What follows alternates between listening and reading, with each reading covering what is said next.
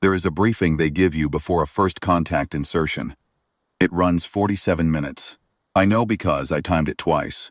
Once in the briefing room on the Murin's Rest orbital platform, where Major Holes read it to us from a laminated card, in a voice that suggested she had read it before and expected to read it again, and once in my own head at 3 in the morning, lying on a rack in the insertion bay, with my eyes open and the ventilation system rattling above me.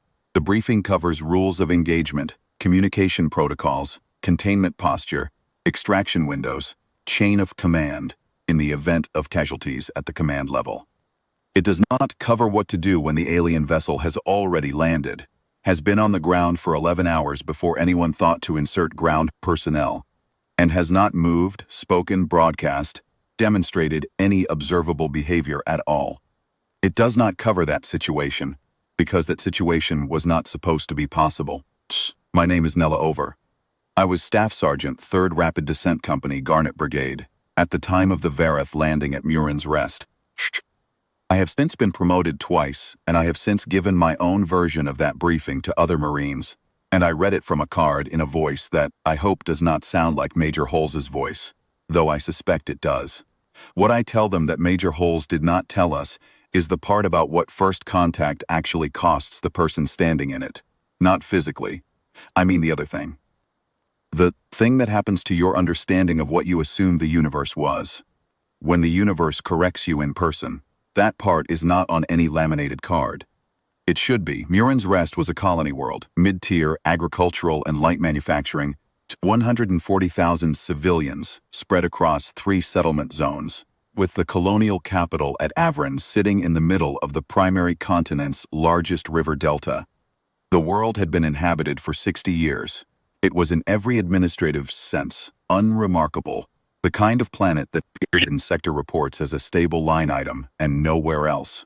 Its sun was slightly more orange than the standard, and in the late afternoons, the light had a warm quality that the colonists had apparently found comforting enough to stay for 3 generations. I mention this because that light matters, later. The quality of it, the way it fell on the vessel in the afternoon, and made the surface shift. I arrived on Murin's Rest 11 days before the Verath did.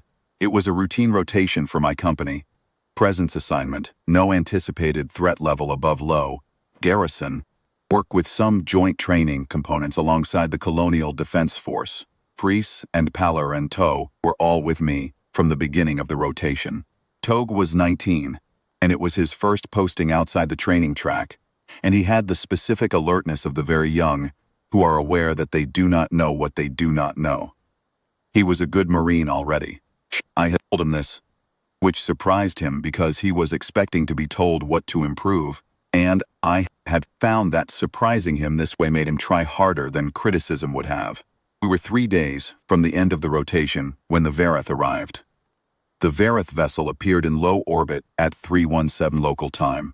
The orbital sensors caught it materializing, not decelerating into sensor range, not emerging from any calculated jump point, simply becoming present where it had not been, as if the question of its arrival had already been settled, and no one had thought to inform the laws of physics. The sensor techs spent the better part of an hour trying to determine whether there had been a sensor malfunction, a calibration error, or a gap in coverage that could explain the vessel's sudden appearance, without requiring the conclusion that it had transitioned into local space without any observable precursor. They found nothing. It had simply arrived. It was large, larger than large. The analysts' first estimates put it at 600 meters on its longest axis. That number changed 3 times over the next 2 hours as they refined their models, and the final figure they settled on was 912 meters. And even that, I later learned, probably wrong because the vessel's outer surface was not a fixed boundary in the way the boundaries of manufactured objects are fixed.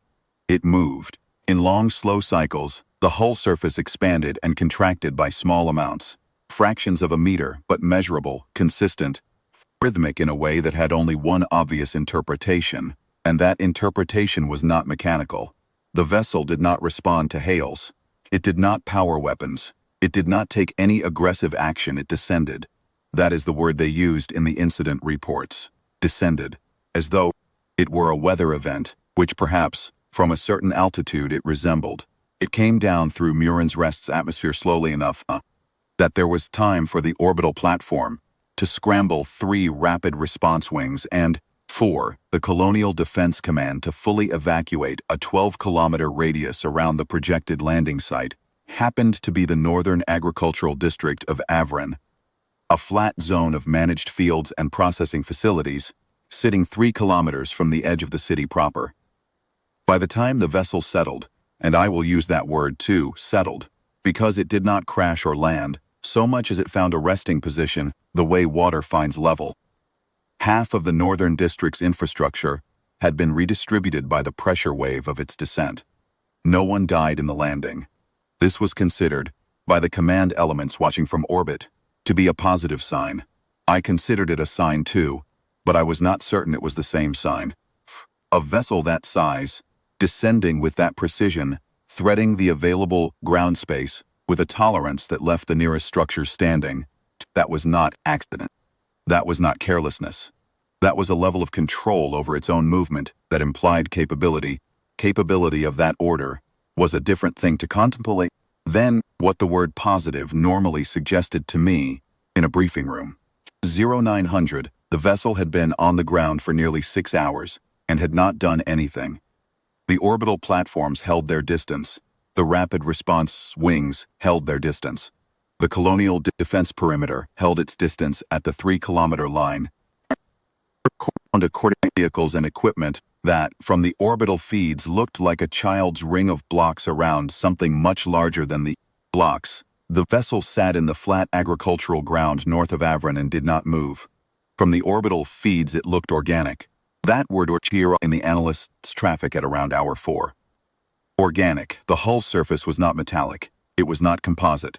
It had texture. Not the texture of manufactured materials, not panel lines or weld seams or access hatches, but the texture of something that grew, something that had grown to this size and this shape, over time, according to its own logic, for its own purposes.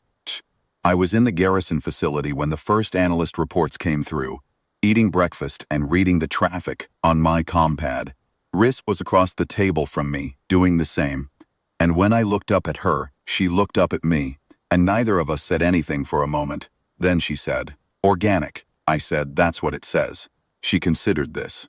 She poured herself more of the garrison's thin coffee and said, "I've never shot at anything organic." I said, "Let's hope it stays that way." We went back to the traffic. The analysts were debating hull composition methodology. The command elements were in a discussion about response options that cycled through the same set of verbs without reaching any new nouns. The vessel was still on the ground and still not doing anything, and the Colonial Defense Force was asking the platform command for guidance. And the platform command was asking the sector headquarters for guidance, and the sector headquarters was asking someone up the chain for guidance. And in the meantime, 11,000 kilometers below all of this discussion, the vessel sat in the agricultural flat and breathed. Major Holes came to find me at 10:40. I was running equipment checks in the insertion bay with my fire team, Riss, Paller, all of us occupying ourselves with tasks that needed doing, and that we had also each done twice already that morning, is the marine way of managing a situation in which you know something is coming and do not know what it is. Holes told me to get the team ready. I asked ready for what? She said the decision had come down from the sector command level. Ground contact. They wanted eyes and boots at the vessel perimeter before nightfall. The rationale, as she explained it, was straightforward enough. 11 hours of orbital observation had produced no communication, no movement, no response to any hail or signal, and the political and military leadership had concluded that if the vessel intended to engage, it would have done so already, and that if it intended to be engaged with, it required someone on the ground to engage. Orbital platforms with their rapid response wings were adequate deterrence, and the cordon was adequate containment. Neither of those things was contact. Contact required proximity. Proximity required people. People required Marines. I asked if there had been any communication from the vessel at any point.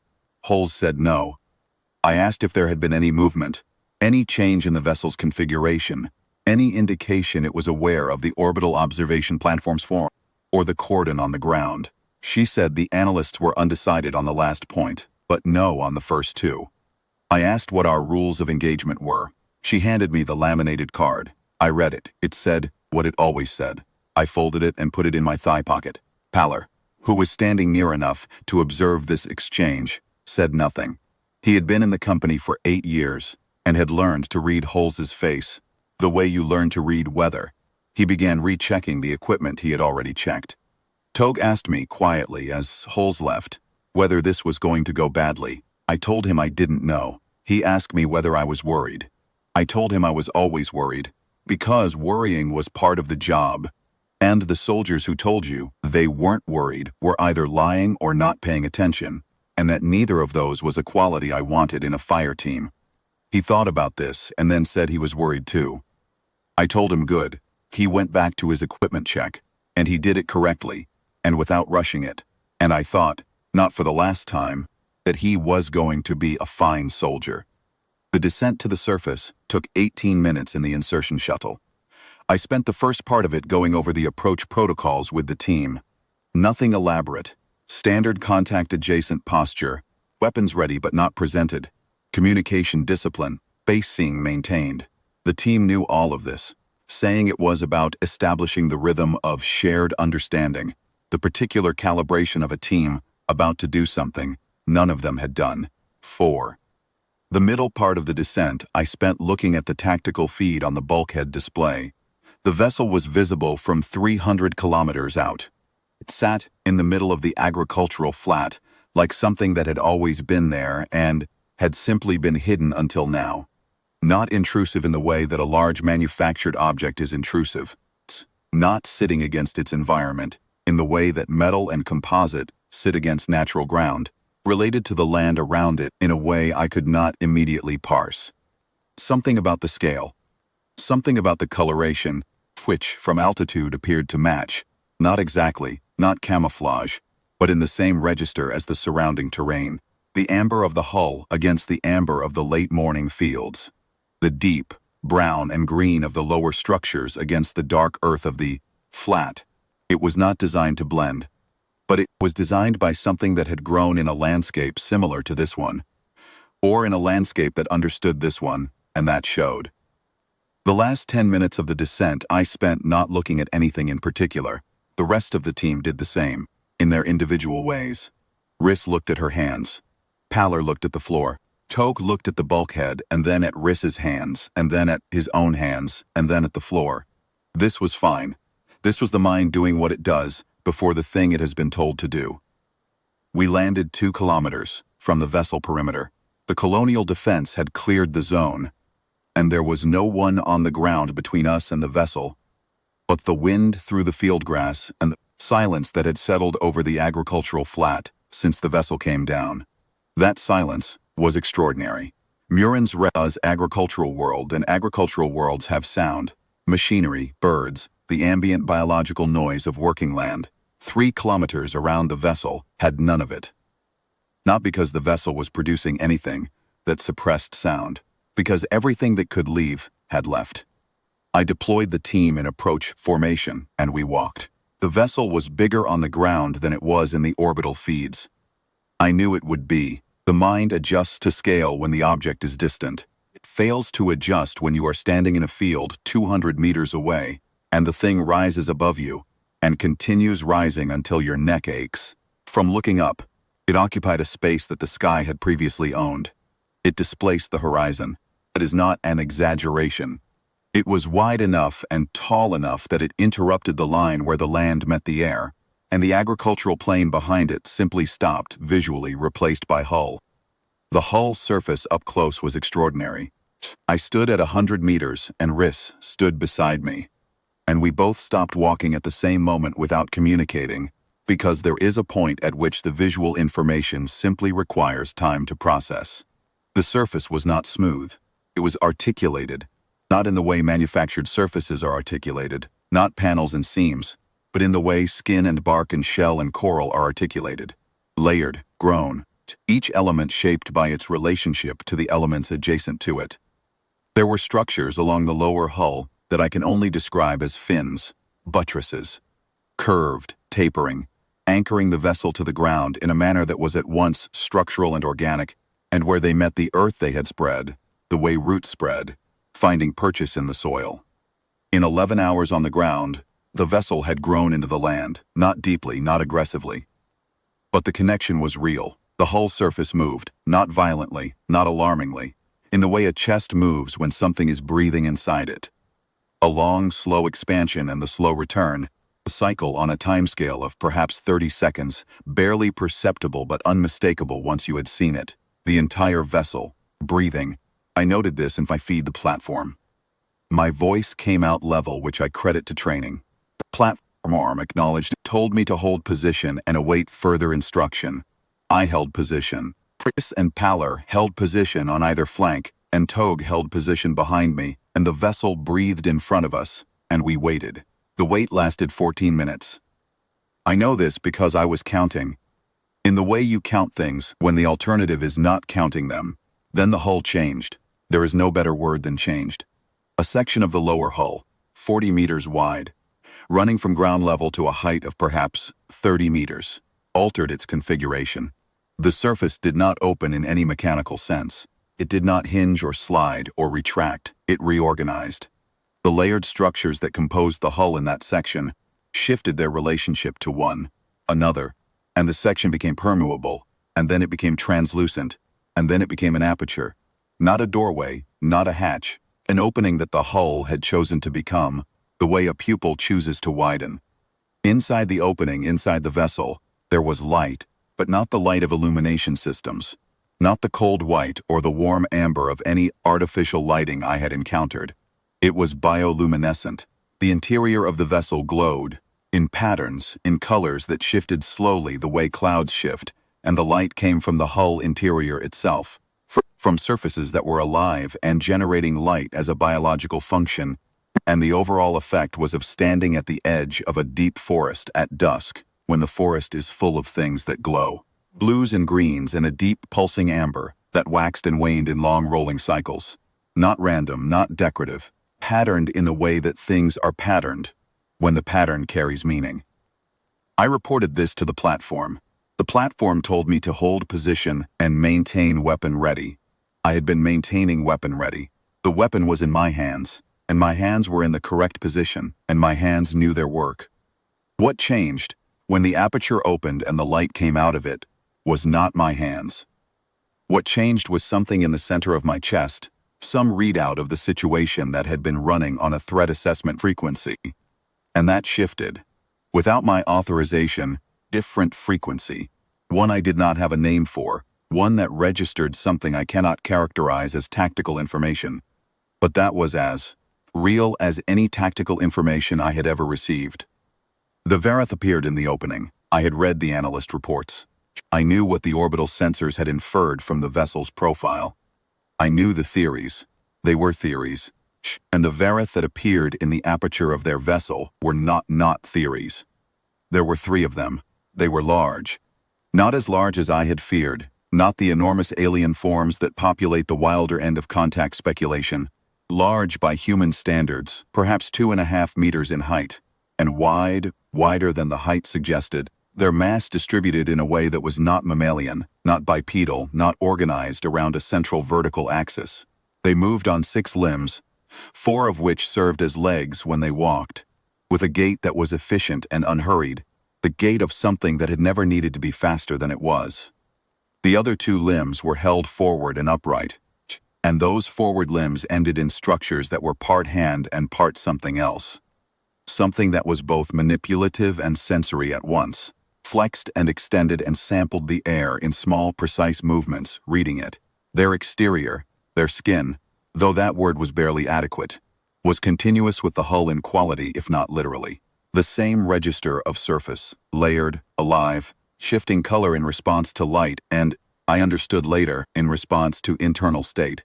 The coloration was amber and brown, with undertones of green that were darker and more complex at the joints and ridges, and where the afternoon light caught the curves of their upper surfaces, it shimmered the way the hull shimmered. With the same inner quality, The same sense of something living running through the surface, as well as beneath it. When the three Verath stood in the aperture and looked out at us, their coloration was what I can only describe as neutral. The ambient amber and brown of their resting state, unchanged from what the light showed me as a baseline. They were not alarmed. They were not defensive. They were attending, looking, considering. The four eyes of each of them, arranged in a band across the upper portion of what served as a head, large and dark and arranged for broad field vision rather than forward predator focus, were on us, with an evenness of attention that I had not encountered before in anything that looked at me. I had my weapon at low ready. My hands were on it. My training was in my hands and in my stance and in the spacing between me and my team. All of it was there, and all of it was functional. I stopped walking at 40 meters. I stayed stopped. The Verath in the center did something with its forward limbs. A movement that was complex and deliberate. Structured, in the way that language is structured. In the way that gestures mean things when they are made by a being that is trying to say something. I did not understand it. I was never going to understand it in that moment. But I understood that it was intentional, that it was directed at me, and that it was not hostile. Not because it was gentle.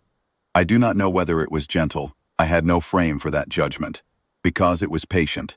Because the tempo of the gesture was the tempo of something that had time, that had always had time, that was willing to spend time on this. I lowered my weapon to the ground. I set it in the field grass and stood up straight. Riss said very quietly from 4 meters to my left, "Sarge, Ed, I know." The platform was transmitting in my earpiece. I was aware of it the way you are aware of a television in another room. Present, audible, not the thing you are attending to. The platform was telling me to hold my position. It was telling me to maintain my weapon ready. It was telling me that command was monitoring the feed and that further instruction was forthcoming. Real was true and real, and none of it was the thing that was happening 40 meters in front of me, which was 3 living beings. From a civilization I knew nothing about, standing in the opening of a vessel that breathed, and looking at me across a field of alien grass, in the midday light of a sun that was slightly more orange than the sun I'd grown up under, and waiting, took a step forward, then another. The Verath did not retreat. The central one moved its forward limbs again, a different pattern this time, shorter, more punctuated, but with the same quality of intention, the same sense that each element of the movement had been selected and placed with care. The ones on either side spread their forward limbs slightly, a widening gesture, palms.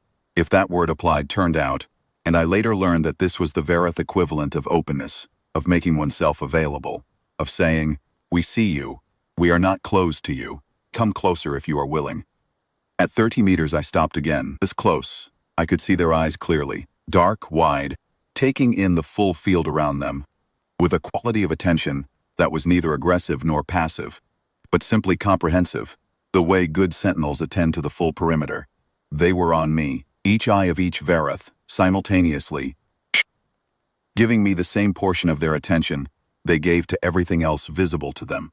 I had been briefed that alien visual systems would likely be disorienting to encounter directly. This was accurate. What I had not been briefed on was the specific quality of the disorientation, which was not the discomfort of being scrutinized. I was accustomed to being scrutinized, 11 years of that, but the feeling of being seen without being categorized, looked at without being placed, as if the Verath were taking me in as a fact, not a file. I stood there and let them look. Behind me I heard Togue's breathing, controlled, measured, the breathing of someone who has been told how to breathe in situations like this, and who is executing the instruction correctly. Heard Pallor shift his weight in the grass. The vessel breathed above and around us all, its long cycles unmarked by anything we did. The contact lasted 3 hours and 47 minutes in total. What I tell you now is the reconstruction of it. The version that has been processed through 9 hours of debrief, and many subsequent months of reflection and the slow accretion of context that the xenolinguists, analysts built up in the years that followed.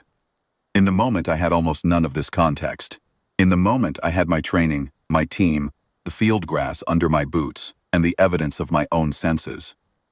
The Verath communicated through a combination of the limb patterns and changes in their skin coloration. This much was apparent from early in the encounter. The patterns were structured, not random movement, not biological noise, structured the way grammar is structured, with consistent elements in consistent relationships, with repetition that was clearly reference rather than tick. The coloration changes ran parallel to the limb patterns in a way that suggested they, not redundant, not the same information twice, but related, complementary. The coloration providing something the limb patterns did not. The way tone of voice provides something that words alone do not. And the vessel. The vessel responded to the interaction between us by altering its bioluminescent output. The light inside the vessel changed in correlation with what the Verath were expressing, and that correlation, the analysts would eventually conclude, was not incidental. The vessel was not a ship in any sense we had a word for. It was a medium. It was the space inside which the Verath communicated the way a spoken language requires air to carry it. The vessel was both transportation and expression, both structure and vocabulary, both home and voice. The Verath did not travel inside a machine. They traveled inside a living argument for their existence, and every aspect of the vessel, its growth, its architecture, its bioluminescence, the way it grew roots into whatever ground it rested on, was part of a statement about what the Verath were, and what they valued, and how they understood their relationship to the universe they moved through. None of this I understood at the time. What I understood at the time was that the Verath were making structured, intentional, non-threatening gestures, and that the vessel was responding to their gestures in ways that were visually extraordinary, and that the Verath appeared to be waiting for us to respond in kind, and that we had no kind to offer except our presence. I offered our presence. I stayed. There was a moment, early in the first hour, when Paller's comms crackled and he held up a hand. Not a warning gesture, it's the instinctive move of someone whose earpiece has delivered something unexpected. I looked at him. He shook his head. Not an emergency. Platform. Again.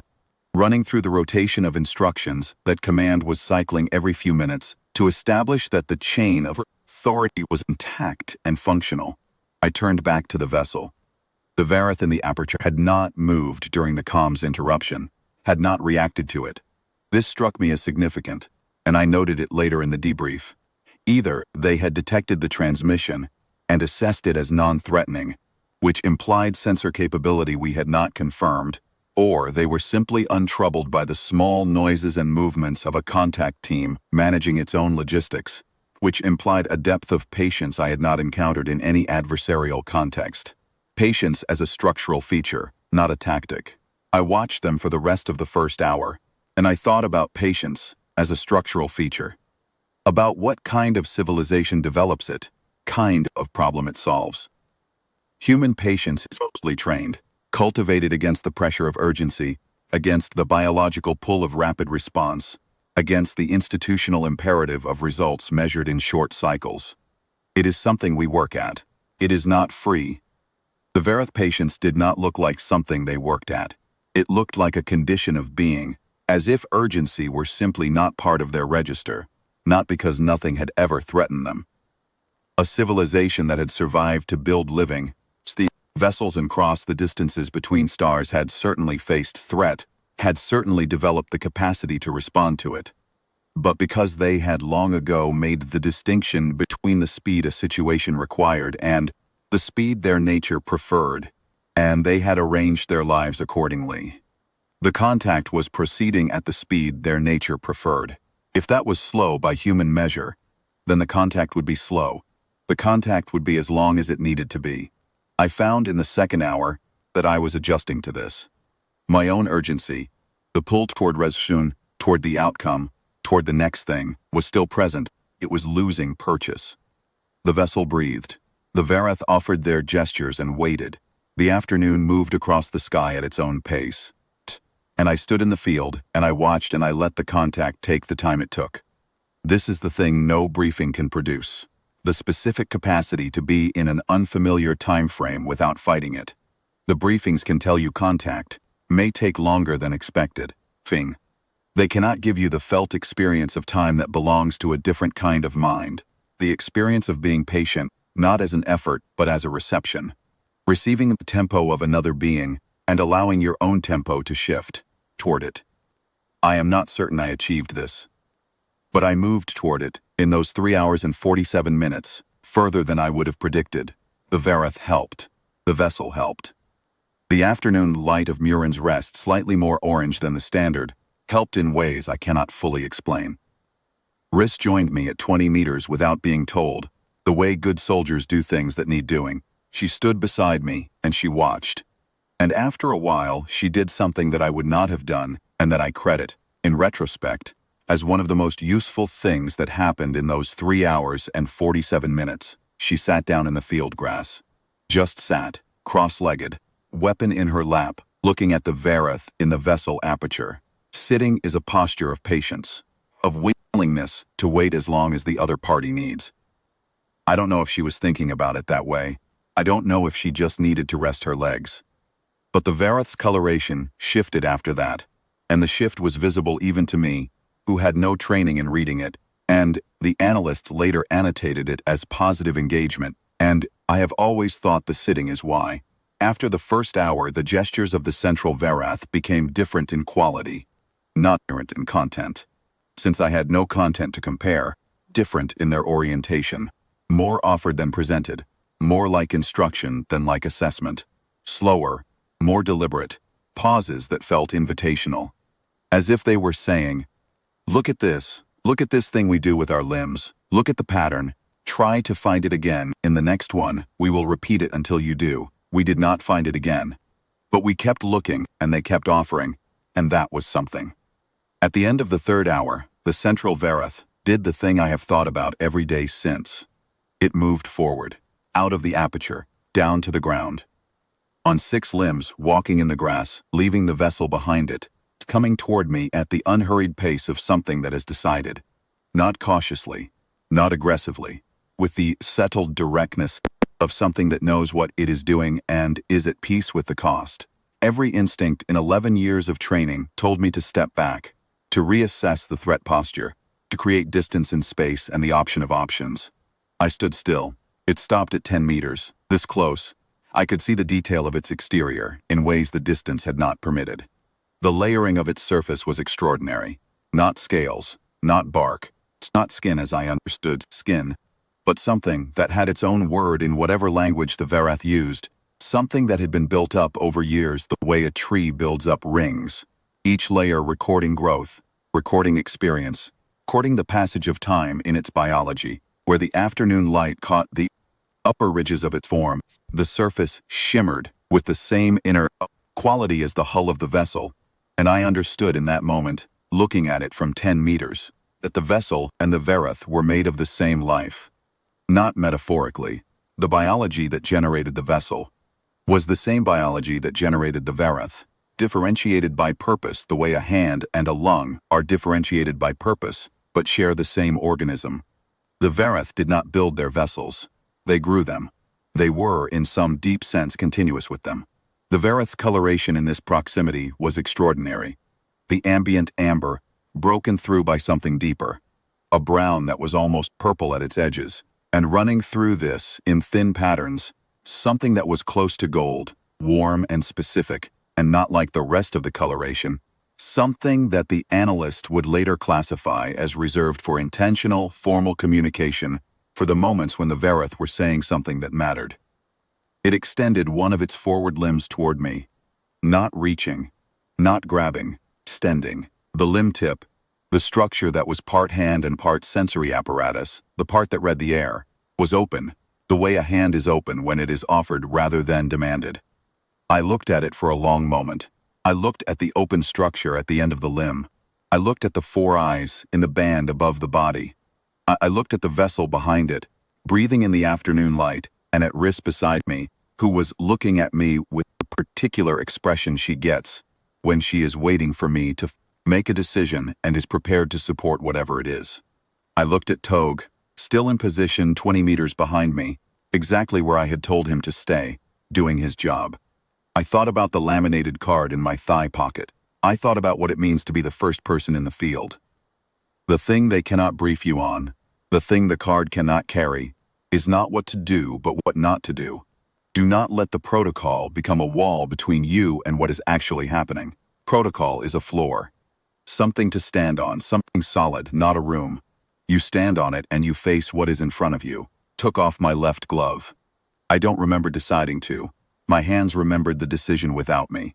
Reached out and placed my bare left hand against the open limb tip of the first Verath I had ever seen at 10 meters. The first Verath I had ever touched.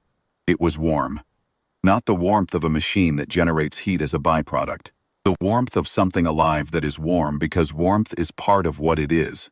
The warmth of biology. Warmth of a body that has its own temperature and maintains it because life requires it. Nothing happened, in the dramatic sense. No light show. No language transfer. No sudden mutual comprehension. What happened was contact. The physical fact of two things, two different histories, and two different evolutionary lineages, and two different understandings of what the universe was for, touching. And what happened in me in the moment of that contact was not understanding. It was the opposite of understanding.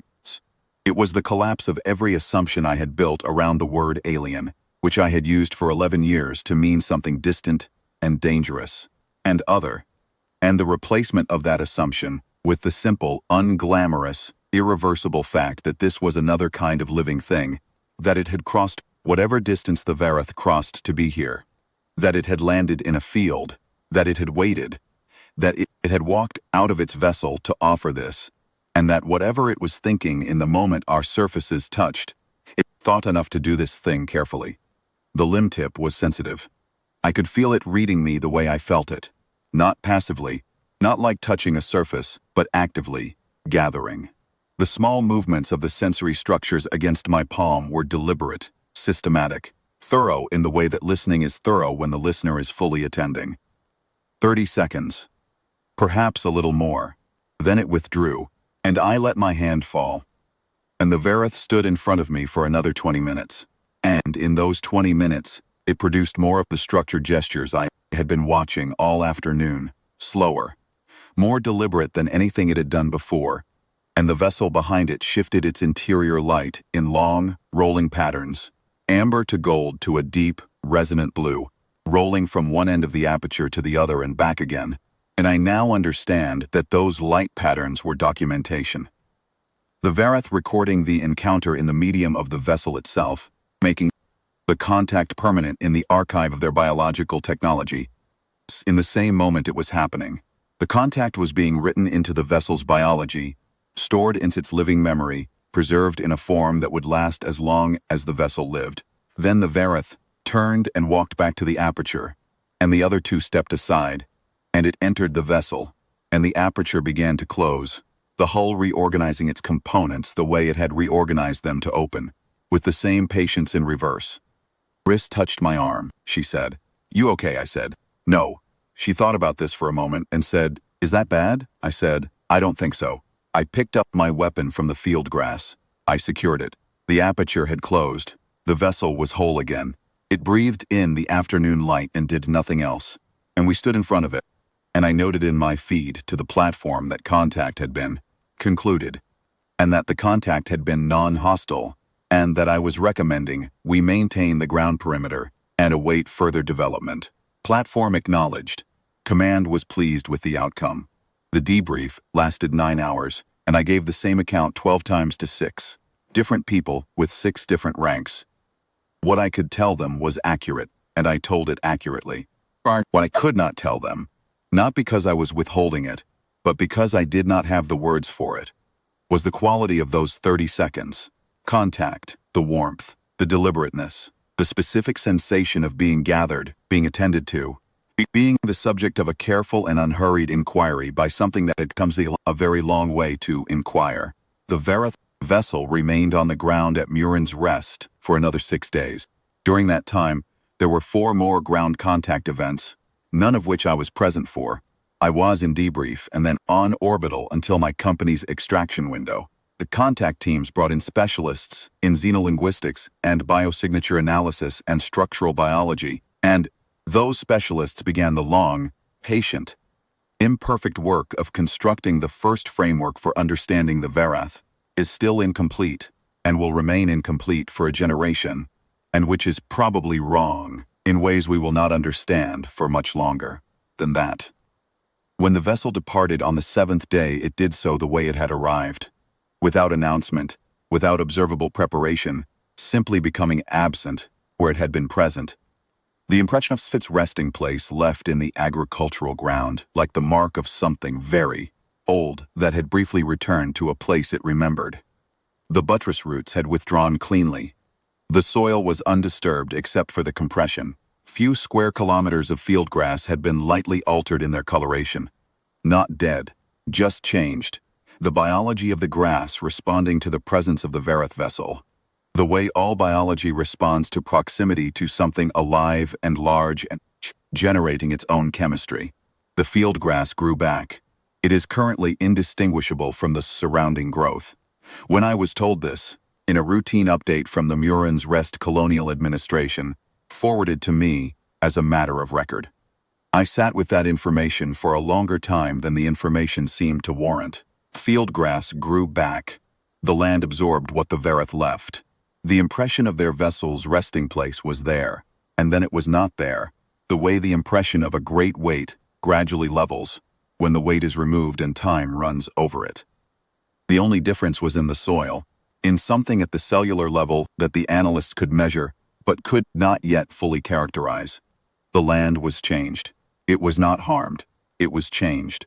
I am told the soil composition in the landing zone is measurably different from the surrounding area. Enriched, in some sense, in some biological dimension that the analysts are still characterizing. The Verath vessel left something there, not damage, something the land absorbed. I have not returned to see. I was asked, in every debrief, whether I had experienced fear during the ground contact. I said yes, because the honest answer was yes. I was asked whether the fear had impaired my judgment. I said I didn't think so, but that I was aware my judgment had operated at certain moments without full reference to my training, and that I could not guarantee that was not impairment. The debriefers noted this carefully. I was asked whether I would make the same decisions again if the situation were repeated. I said I believed I would, and that I believed this was the correct answer. What I was not asked, and what I would have struggled to answer, if asked, was whether first contact had changed me. The part of me that was a Marine at the moment of the contact is still a Marine. Still carry the laminated card. I still give the briefing. My discipline is intact. My judgment, as far as I can measure it, is intact. The things I was before the contact are still present in me, functional and operational and real.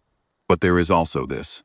I stood in a field on Murin's Rest and touched a living being from a civilization that had solved the problem of crossing the deep dark between stars, in a way so different from our own that the vessel they used for the crossing was itself a form of life. And that being had walked out of its vessel to meet me, had crossed 10 meters of someone else's world to extend something toward me that I can only describe as an offering, and I had received it. The receiving changed the shape of the space in me where I keep my understanding of what the word means. The space is larger now. It has to be. The old shape was not adequate to what it turned out to need to contain. I think about the Verath's coloration when it touched my hand, the amber with the deeper brown running through it, and the gold that the analysts annotated as reserved for formal, intentional communication. I think about what it was saying in that gold, what matter it was marking as formal, as important, as worth the cost of the symbol. I think about whether the contact itself was the matter, or whether the record being made in the vessel's living memory was the matter, or whether the gold was for something else entirely, something I will not have a word for until the xenolinguists build one.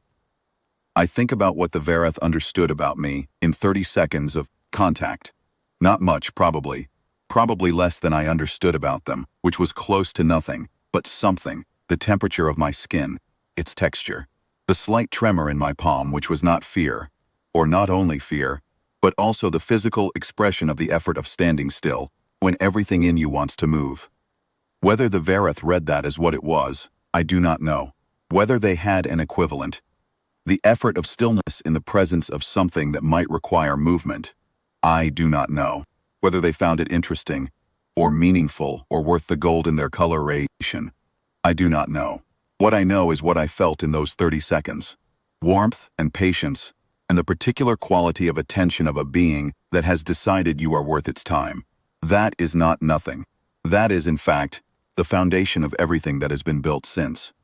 The Verath came back 14 months later. I was on a different posting by then, in a different system. But I heard about it. They came back and landed in the same field, the same location, and this time the contact team was ready. Xenolinguists and xenobiologists and interpreters trained in the gestural patterns, documented from the first encounter, and the contact lasted 4 days. And at the end of it, the team had the beginning of something that is not yet a language but is the scaffold on which a language is being built. I thought about the Verath's patience that afternoon in the field, the pace of their gestures, the tempo of their consideration. Of course they came back. Of course they allowed the time it takes. They had built a civilization inside living vessels that grew across the void. They understood that the things that matter take the time they take. The scaffold is still being built. I am told it will take decades. I believe this.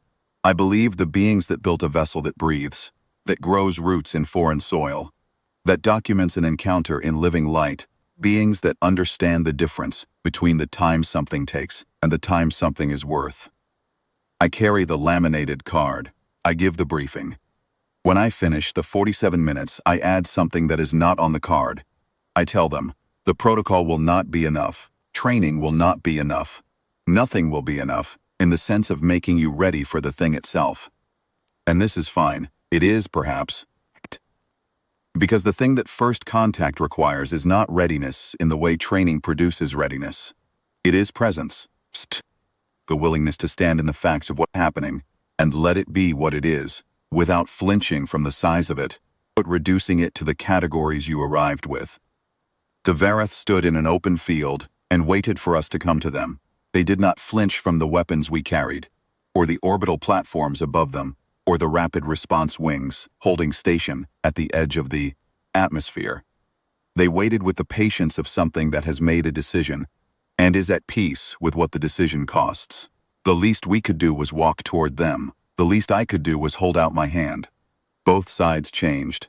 That is the only ending this story has, and the only ending it should have. Both sides changed. Both sides are still changing. That is what first contact is when it is done right. Not a moment, not an event, not a line in a record with a date beside it, but a beginning that does not stop beginning. A door opened in a living hull by something that breathes, standing open in the afternoon light of a world neither party knew as home, waiting for whoever has the courage to walk toward it. There is one thing I have never put in any official account that I will put here, because this account is the one I intend to be the true one. When I stood at 10 meters from the Verath that had walked out of its vessel to meet me, and before it extended its limb, there was a moment, perhaps 15 seconds, perhaps longer, when we simply looked at each other, both of us still, both of us present. The vessel breathing behind it, and the afternoon light on the field grass and the silence of the evacuated zone around us, and 15 seconds of mutual looking that had no protocol and no card and no precedent. In those 15 seconds I thought about my company. I thought about Riss, who was sitting in the field grass 4 meters to my left, and Palor, who was on the flank, and Togue, who was in position behind me, doing his job. I thought about all the people on the orbital platform, watching the feed from my helmet sensor. I thought about the sector command and the colonial administration, and the 140,000 civilians of Murin's Rest, who were behind, cordon 3 kilometers behind me. I thought about all of them, all of us, the whole structure of human presence on this world. And I was aware, with a clarity I am not often given, that in this moment I was representing all of it. Not officially, not by rank, but in the simplest possible sense. I was the nearest human, and what I did in the next 15 seconds was the first action any human would take in response to this being's offer to make contact. I thought, do not make it small. Whatever you do here, do not make it smaller than it is. The Verath extended its limb and I took off my glove. I have been asked whether I was afraid in that moment. True answer is that fear was present, but it was not the dominant frequency. The dominant frequency was something closer to the feeling you have at the top of a very high structure, when you look down and understand, with your whole body, and not just your mind, that the distance is real, not terror, the acknowledgement of scale, the body's recognition that what it is in the presence of is genuinely large, genuinely significant, genuinely beyond the ordinary categories of daily experience. I felt that. I reached out anyway. That is, in the end, the whole of what happened. And I have thought, since then, about whether the Verath felt something equivalent. Whether there was a Verath reading of the encounter, a record in the vessel's living memory, a document in gold coloration in the archives of their civilization that describes what it was like to walk out of the vessel into the open air of foreign world and cross 10 meters of someone else's grass toward a small, upright, two-limbed being with a weapon on the ground beside it, and to extend an open limb toward it and to feel it reach back. I will never know. The language bridge is not yet that sophisticated. The xenolinguists are patient, and the Verath are patient, and in 20 years, perhaps 30, perhaps in the generation after mine, there will be humans who speak something close to the Verath language, and Verath who understand something close to what we mean when we say the things we say, and in that generation, someone may ask the Verath what the central figure felt in the field on Murin's Rest when the human sergeant held out her bare hand. I hope they ask. I hope the Verath answer.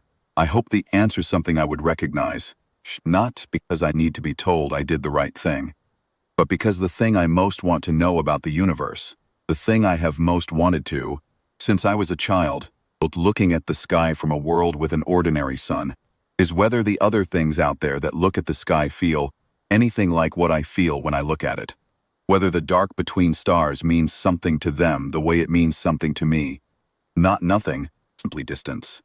But the specific quality of not yet, the space of everything that has not happened yet and will, the gap between the moment before and the moment when two things that have existed on opposite ends of an unimaginable distance are suddenly in the same field looking at each other in the afternoon light. That gap closed on Murin's Rest. It closes again every time the Verath return, every time the contact team and the xenolinguists, and the patient, devoted people who have made this their work, sit down with the Verath in the field, try again. It closes in increments. It will close for a long time. I was present for the first increment. I am glad of it in a way I cannot fully articulate, in the way you are glad of the things that change you permanently into a better version of whatever you were before. That is all. That is the whole of it. A field, and a vessel that breathed 3 seconds of warmth in the afternoon light of Murin's Rest.